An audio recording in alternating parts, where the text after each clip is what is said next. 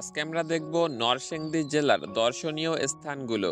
তো এক নম্বরে রয়েছে ড্রিম হলিডে পার্ক। এটি নরসিংদীর সদর উপজেলায় পাঁচদোনায় অবস্থিত একটি আধুনিক থিম পার্ক। এটি পরিবার নিয়ে সময় কাটানোর জন্য এটি অন্যতম সেরা জায়গা। এখানে বিভিন্ন ধরনের রাইড, ওয়াটার ওয়ার্ল্ড এবং সুন্দর ভাস্কর্য রয়েছে।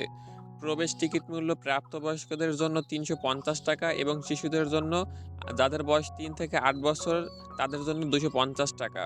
প্রতিদিন সকাল ৮টা থেকে সন্ধ্যা ৬টা পর্যন্ত খোলা থাকে এবং পার্কের ভিতরে বিভিন্ন রাইডের জন্য আলাদা আলাদা টিকিট রয়েছে। এরপরে ২ নম্বরে রয়েছে উয়ারি বটেশ্বর।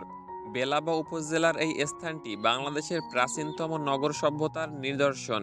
এখানে প্রায় ২৫০০ বছরের পুরনো দুর্গনগরের ধ্বংসাবশেষ এবং প্রত্নতাত্ত্বিক জাদুঘর দেখার সুযোগ রয়েছে।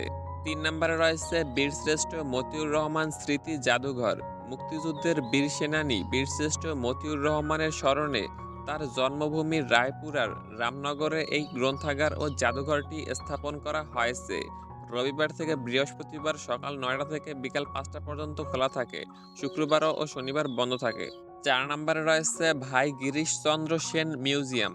পবিত্র কুরআন শরীফের প্রথম পূর্ণাঙ্গ বাংলা অনুবাদ ভাই গিরিশচন্দ্র সেনের পৈতৃক বাড়িকে বর্তমানে একটি জাদুঘরে রূপান্তর করা হয়েছে। এর অবস্থান হচ্ছে পাঁচদোনা গ্রাম, নরসিংদী সদর। এরপরে ৫ নম্বরে রয়েছে চীনাদি বিল। প্রাকৃতিক সৌন্দর্যে ভরপুর এই বিশাল বিলটি শিবপুর উপজেলায় অবস্থিত। শান্ত জলরাশি এবং চারপাশে সবুজের জন্য এটি পর্যটকদের কাছে বেশ প্রিয়। এর অবস্থান হচ্ছে দুলালপুর ইউনিয়ন, শিবপুর। ৬ নম্বরে রয়েছে লক্ষণ সাহার জমিদার বাড়ি। পলাশ উপজেলার ডাঙ্গায় অবস্থিত এই প্রাচীন জমিদার বাড়িটি তার চমৎকার স্থাপত্য শৈলীর জন্য বিখ্যাত। এটি বর্তমানে ডাঙ্গা জমিদার বাড়ি নামেও পরিচিত। এরপরে ৭ নম্বরে রয়েছে সোনাইমুড়ি টেক বা পাহাড়।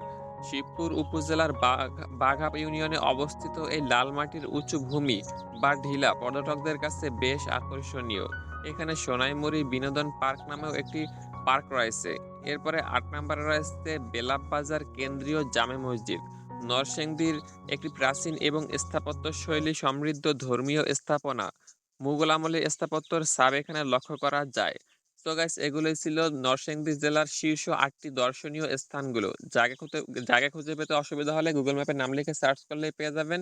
আপনার নরসিংদীর প্রিয় জায়গা কোনটি আমাদের কমেন্ট করে জানাবেন। যাওয়ার আগে আমাদের চ্যানেলটি সাবস্ক্রাইব করে যাবেন।